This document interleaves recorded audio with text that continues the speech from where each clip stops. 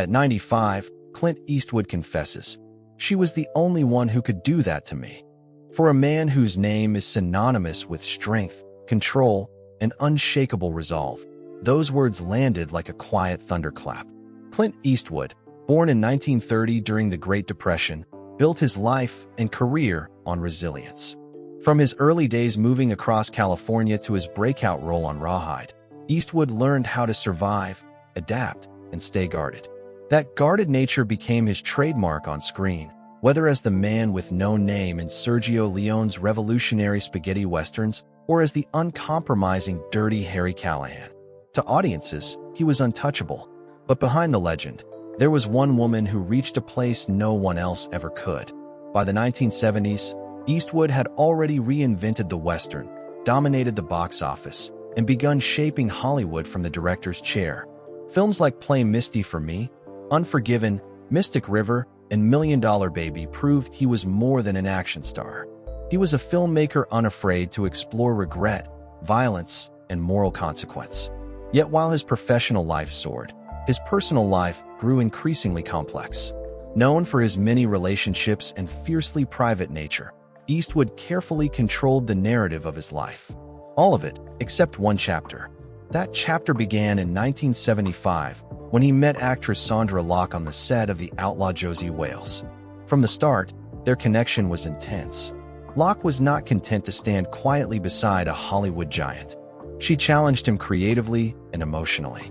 They became collaborators on and off screen, appearing together in several films and sharing a relationship that lasted more than a decade.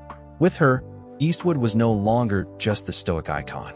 He was exposed, uncertain, and deeply invested. Their relationship was passionate, productive, and ultimately destructive. Behind the scenes, it was marked by jealousy, secrecy, and betrayal. When it ended in the late 1980s, it did not fade quietly. Lawsuits, accusations, and years of silence followed. Eastwood moved on publicly, continuing to make acclaimed films and collect awards, while Locke's life took a far more painful path. To the world, it looked like just another Hollywood breakup. To Eastwood, it was something else entirely. Years later, reflecting on that loss, Eastwood admitted that when it ended, he felt emotionally paralyzed. "I couldn't walk after," he said, not describing a physical injury, but an internal collapse. For a man who had spent a lifetime in motion, directing, acting, commanding respect, her absence stopped him cold. She had broken something in him, that time never fully repaired. She had seen through the myth and reached the man underneath, and that made the loss unbearable. Now, at 95, surrounded by the legacy of a near-century-long life in cinema, Clint Eastwood still carries that memory. Not the scandals or the courtrooms, but the quiet moments, the shared looks, the creative spark that once made him feel vulnerable and alive.